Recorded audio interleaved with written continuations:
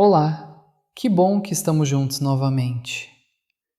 Encontre uma posição confortável, respire fundo e vamos, em mais uma jornada reflexiva, mergulhar nas águas serenas e profundas da psique. Nossa história esta noite começa há muito tempo, com um antigo mito grego, um mito que, como um eco, ressoa até hoje dentro de nós. Conta-se a história de um jovem chamado Narciso, filho da ninfa Liríope. Ao nascer, o adivinho Tiresias fez uma profecia enigmática. Narciso viverá até uma idade avançada, desde que jamais conheça a si mesmo. O jovem cresceu com uma beleza tão estonteante que despertava paixões por onde passava. Mas em seu peito morava um orgulho tão obstinado quanto sua beleza, e ele rejeitava friamente a todos que o amavam, incluindo a ninfa Eco, cuja voz estava condenada a apenas repetir as últimas palavras que ouvia.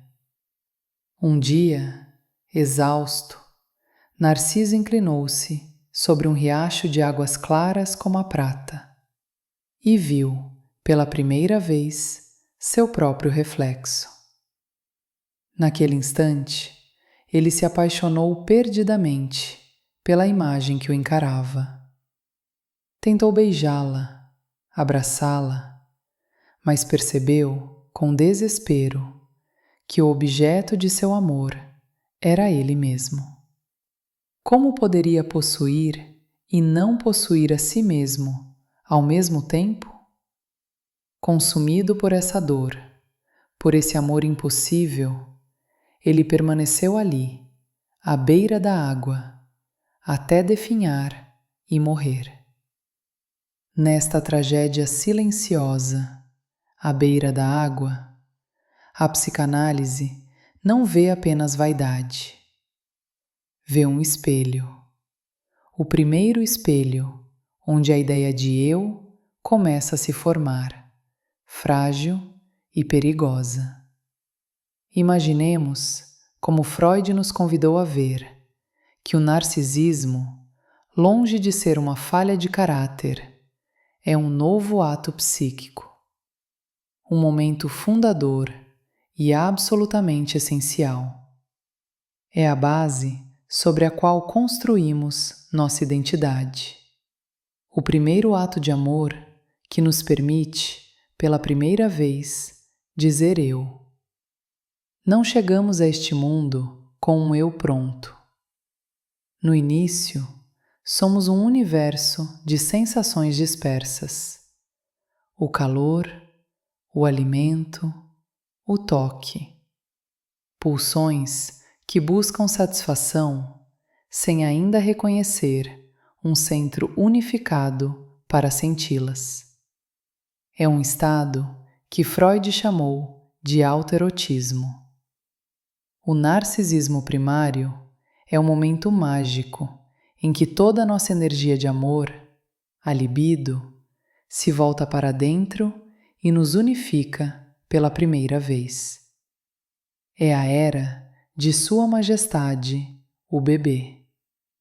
Um tempo de aparente perfeição e completude, em que nos sentimos o centro e a essência de toda a criação.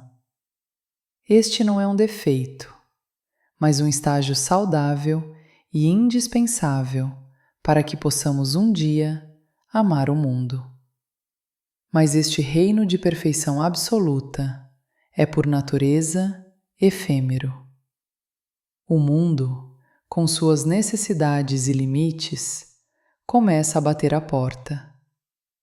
E cada não, cada espera, cada pequena frustração é a primeira rachadura em nosso trono dourado. É o início do que chamamos de ferida narcísica. Conforme amadurecemos inevitavelmente começamos a direcionar parte do nosso amor para fora, para as pessoas e coisas do mundo.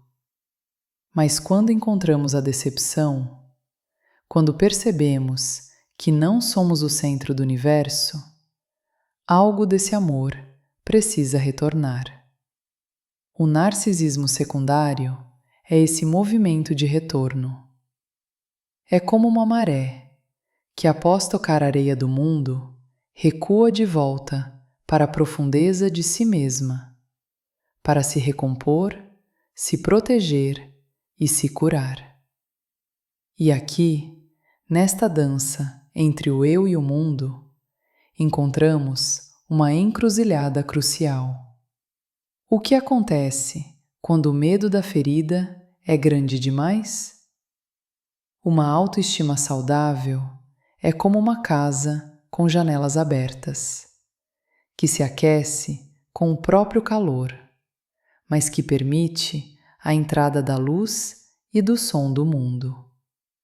A defesa narcísica, por outro lado, é uma fortaleza com espelhos no lugar de janelas, onde tudo o que se vê é um reflexo de si mesmo, e o mundo exterior se torna apenas um ruído distante e ameaçador. O outro deixa de ser uma pessoa real e se transforma em um espelho, cuja única função é confirmar nosso próprio valor. Assim como o Narciso fez com a ninfa Eco, tornando-se surdo a tudo que não fosse sua própria imagem. Não é essa, talvez, a grande jornada da vida? Encontrar o delicado equilíbrio nesta dinâmica. O narcisismo, como vimos, não é o vilão da nossa história. É a matéria-prima de quem somos, a força primordial que nos unifica e nos dá um senso de valor. E assim, voltamos à profecia enigmática de Tiresias. Narciso viveria contanto que jamais conhecesse a si mesmo. Talvez o desafio não seja não se conhecer, mas sim conhecer-se sem se tornar prisioneiro desse conhecimento. É saber olhar o reflexo sem mergulhar, reconhecer o próprio rosto sem se tornar surdo à voz de eco que nos chama de volta ao mundo, ao outro. Que esta reflexão o embale em uma noite de descanso profundo e sonhos serenos. Em nosso próximo encontro, continuaremos nossa jornada pela psicanálise, explorando um dos conceitos mais fascinantes de Freud, o inconsciente. Até lá, durma bem.